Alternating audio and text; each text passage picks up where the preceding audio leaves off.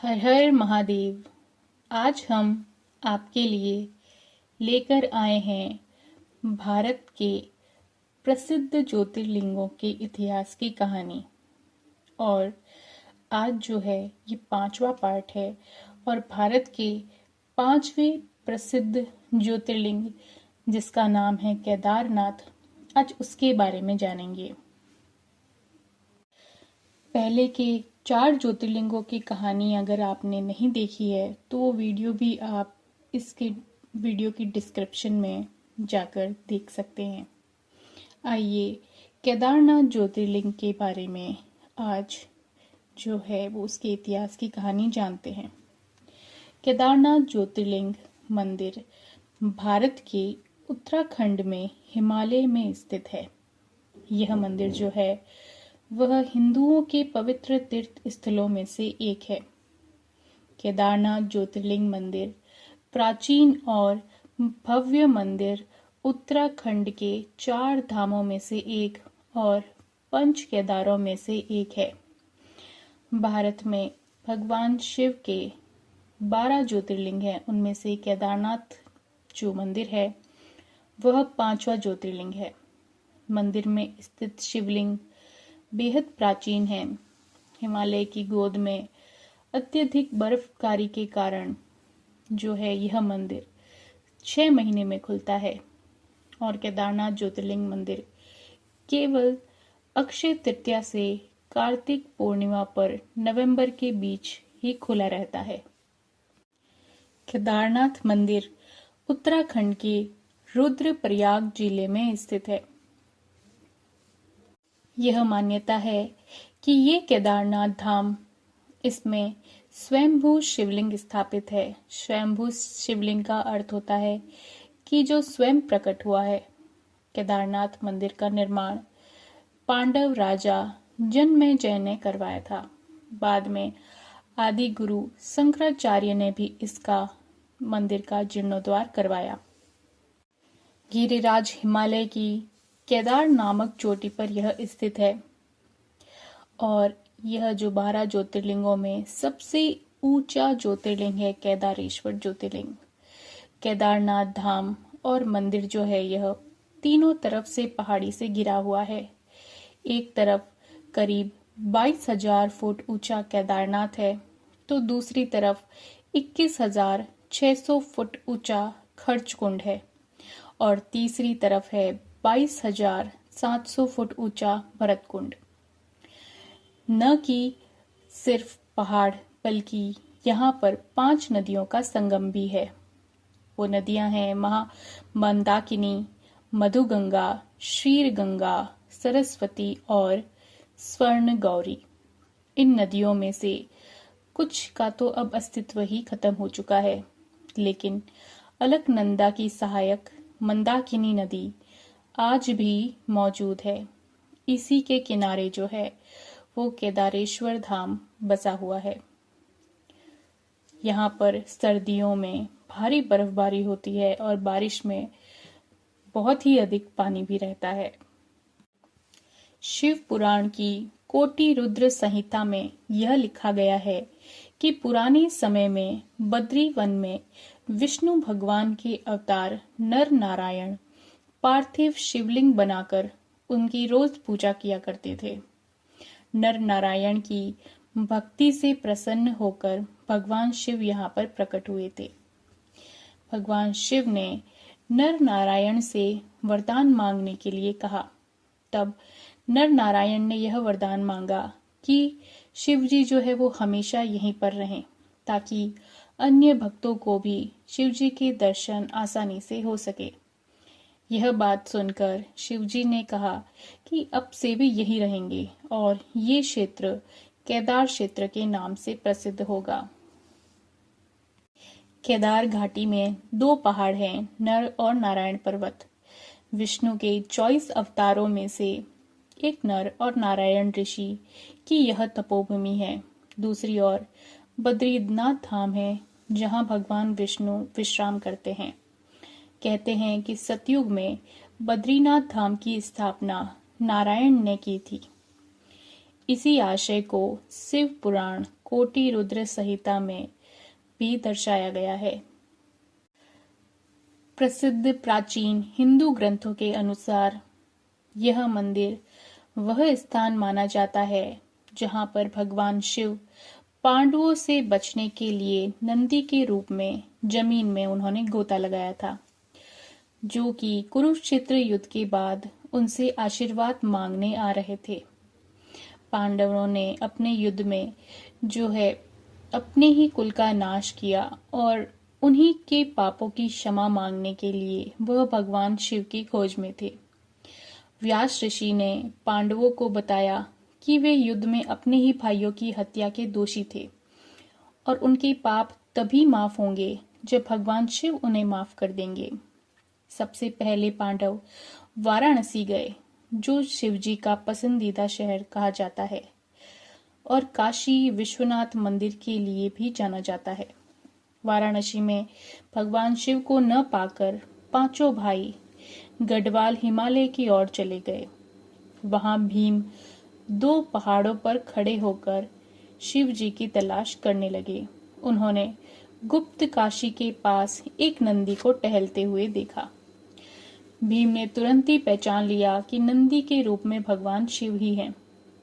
भीम ने नंदी की पूंछ पकड़ ली, लेकिन नंदी जमीन में गायब हो गया और फिर 5 स्थानों पर वह प्रकट हुए। केदारनाथ में कुबड़, तुंगनाथ में भुजाएं, मध्य महेश्वर में नाभि और पेट, रुद्रनाथ में चेहरा और कल्पेश्वर में बाल और सिर थे।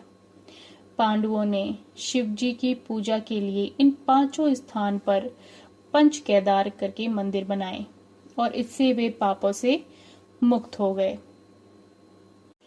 आइए केदारनाथ ज्योतिर्लिंग के कुछ रहस्यों के बारे में जानते हैं। यहाँ पर 5 नदियों का संगम है और 3 पहाड़ हैं।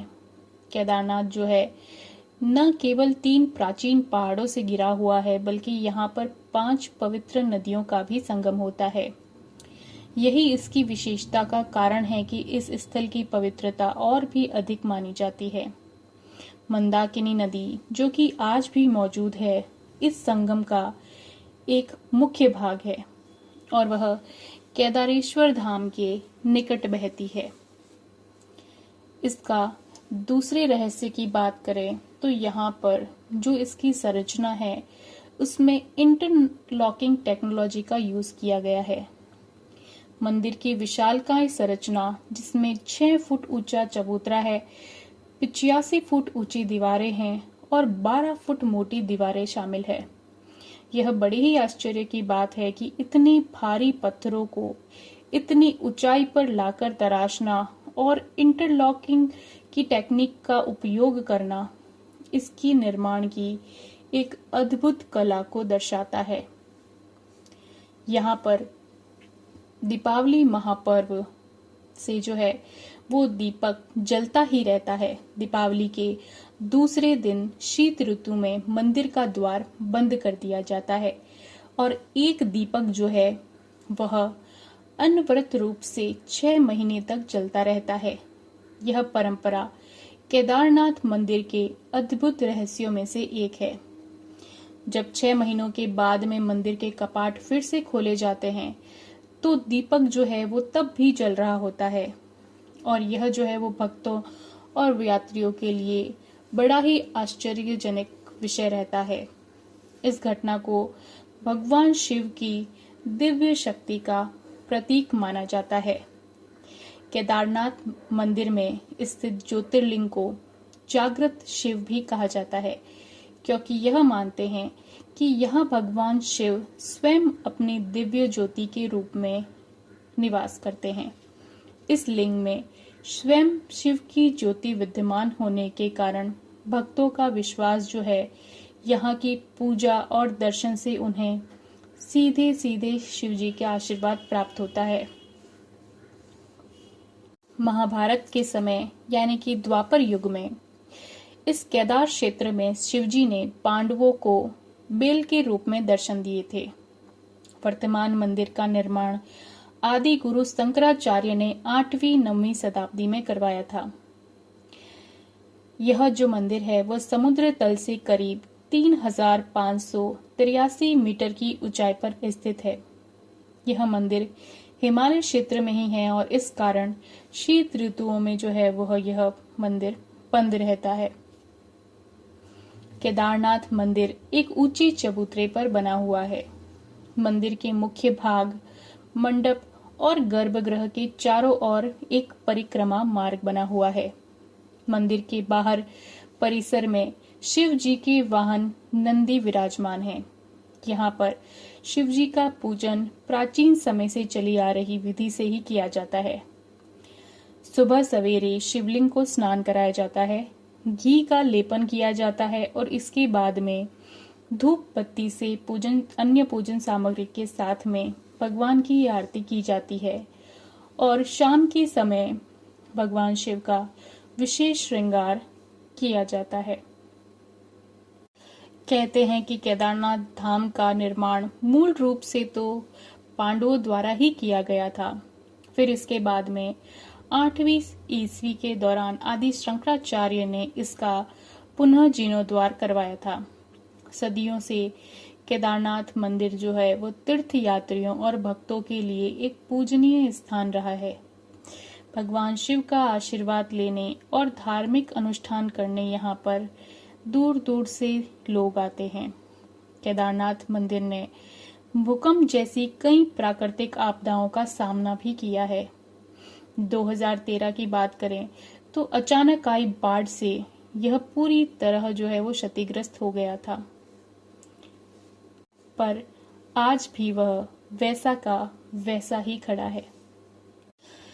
मंदिर के कपाट खुलने का जो समय है यह जो है वो दीपावली के दूसरे दिन शीत ऋतु में मंदिर के द्वार बंद कर दिए जाते हैं। 6 माह तक जो है वो दीपक जलता रहता है।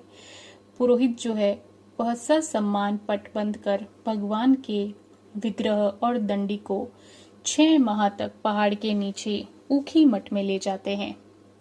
6 महीनों के बाद मई माह में केदारनाथ के कपाट फिर खुलते हैं और तब उत्तराखंड में इस मंदिर की यात्रा का आरंभ होता है। यहाँ पर 6 माह में कोई जो है उसके आसपास नहीं रहता, परंतु ये बहुत ही आश्चर्यजनक बात है कि 6 माह तक दीपक निरंतर जलता रहता है और मंदिर खुलने पर वैसी ही साफ सफाई मिलती है जैसे कि वहां पर छोड़कर जाते हैं और यह बहुत ही आश्चर्यजनक विषय है। यहाँ पर स्थित बाबा भैरवनाथ के मंदिर की बहुत अधिक मान्यता है। हर साल भैरव बाबा की पूजा के बाद में ही मंदिर के कपाट बंद कर किए जाते हैं और खोले जाते हैं। कहते हैं कि मंदिर के पट बंद होने पर भगवान भैरव खुद इस मंदिर की रक्षा करते हैं। यह मंदिर जो है वह कटवा पत्थरों से बना हुआ है और इस मंदिर की दीवारें 12 फुट मोटी है। यहाँ पर मंदिर के खुलने की तिथि हिंदू पंचांग की गणना के बाद उखी मठ में स्थित ओंकारेश्वर मंदिर के पुजारियों द्वारा तय की जाती है। केदारनाथ मंदिर की उद्घाटन तिथि अक्षय तृतीया के शुभ दिन और महाशिवरात्रि पर हर साल घोषित की जाती है और केदारनाथ मंदिर की समापन तिथि हर वर्ष नवंबर के आसपास दिवाली त्योहार के बाद भाई दूज के दिन होती है। इसके बाद जो है वो मंदिर के द्वार शीतकाल के लिए बंद कर दिए जाते हैं। केदारनाथ मंदिर जो है वह आम दर्शनार्थियों के लिए यहाँ पर दर्शन का जो समय है वह 6 बजे खुल जाता है सुबह। दोपहर 3 से 5 बजे तक यहाँ पर विशेष पूजा होती है और इसके बाद विश्राम के लिए मंदिर को बंद कर दिया जाता है। फिर शाम को वापस 5 बजे दर्शन हेतु वापस मंदिर खोला जाता है। पंचमुखी वाली भगवान शिव जी की प्रतिमा का विधिवत श्रृंगार करके 7:30 से 8:30 बजे तक नियमित यहाँ पर आरती होती है और 8:30 बजे केदारेश्वर ज्योतिर्लिंग का मंदिर बंद कर दिया जाता है। शीतकाल में जो है वो केदार घाटी बर्फ से ढक जाती है, तो यहाँ पर जो है वो खोलने और बंद करने का मुहूर्त ही भी निकाला जाता है और इस स्थिति में जो है वह उनकी प्रतिमा को उखी मठ में ले जाया जाता है और वहां पर जो है वो पूजा उनकी की जाती है।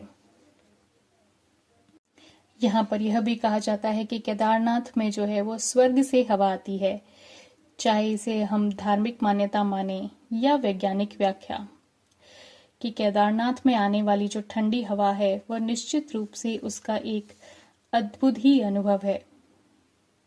ऐसी भी मान्यता है कि केदारनाथ में मौजूद ज्योतिर्लिंग आधा है और इसे पूर्ण बनाता है नेपाल में स्थित पशुपतिनाथ मंदिर का शिवलिंग।